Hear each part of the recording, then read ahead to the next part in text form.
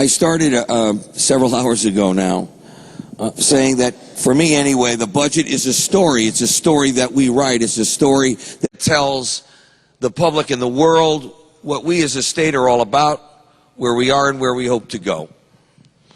And we learned a lot about that story and a lot about how we are writing that story, at least for tonight, in this place at this time.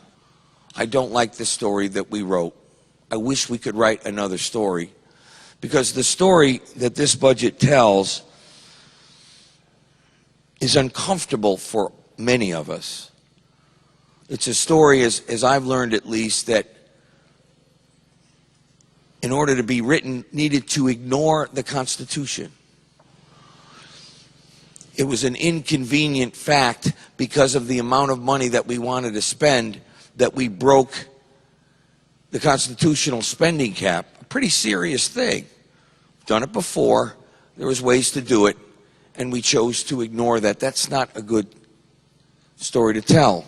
In the area of taxes, we had promised things like ending taxes or sunsetting certain of them, that we just needed them just so long to get over that hump, and it turned out we were wrong, and we're extending them. The corporate tax, the electric generation tax.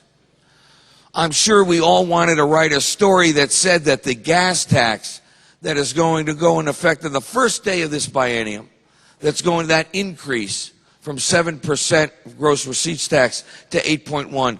I bet you we all wish we could have written a story that eliminated that tax, and yet the story we write here today by this budget does not do so. It keeps it. It increases the tax even higher on a whole bunch of people that we represent that are hurting right now, that even outside the four corners of this document are facing increased tuitions and cable bills and food bills and phone bills and electric bills. And yet we're not helping to the situation. We're actually hurting it more. We find in the story that we write in this budget that we borrow hundreds of millions of dollars to pay for things that we normally paid in our operating budget. We're doing that thing we never want to do and often said we would never do, and that's borrowing to pay operating expenses. And we do it to a level never before seen. Instead of telling a story where we refinance our debt for maybe a lower amount so we could save some money, we actually write a story where we refinance our debt so we don't have to pay it for the next 2 years.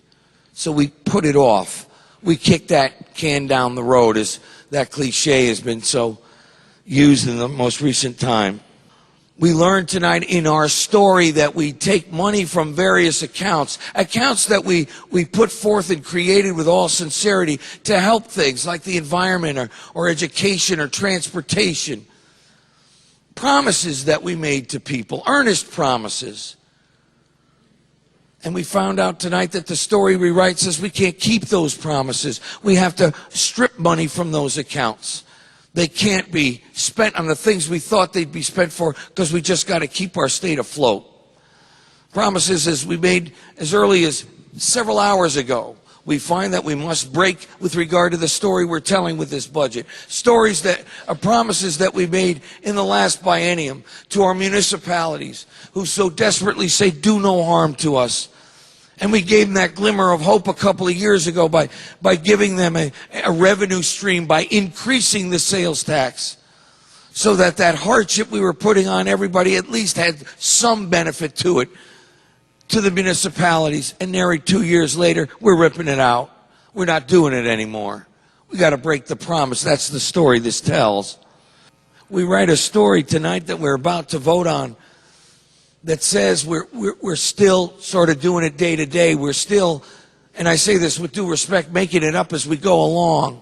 We're still inching forward. We're putting it together with duct tape and Band-Aids, a little spit and glue. So much so that to fill holes, we're relying on things like Keno, things we haven't even studied or heard about. And we demonstrate what we want to do for the state of Connecticut through our story that we tell. Ladies and gentlemen, this isn't a good story. This isn't the story that the people we represent want to hear. This isn't a story of hope. It's not a story of optimism. It's a story of just getting by, prolonging the agony, and God forbid, making things worse. The next time a new legislature is in this position in 2 years, that they're going to have to write a story that increases taxes yet again. And that vicious cycle goes over and over again. Maybe making our state more unattractive so that people don't come here and live here and raise their kids here and start businesses here and hire people. Maybe that's the story we're writing. And I know we don't want to do that. We had an opportunity this year to recognize our mistakes of the past and write a different story, and we chose not to. And though, yes, it's not a good story, I think when it finally gets filed, it'll be filed in the fiction section, because there's so much here that we're sort of making up and that won't become true. And I wish we didn't have to do that, because I know how much we care and love this state and how much we care about and love the people we represent. And at some point, folks, together, and I mean together, we got to say, you know what, I think with all good intentions we've been doing it wrong. And we got to do it a really different way, not just a slightly different way, not just tinker a little bit. We got to change the way we think, because we can't go on like this. We can't keep writing this story.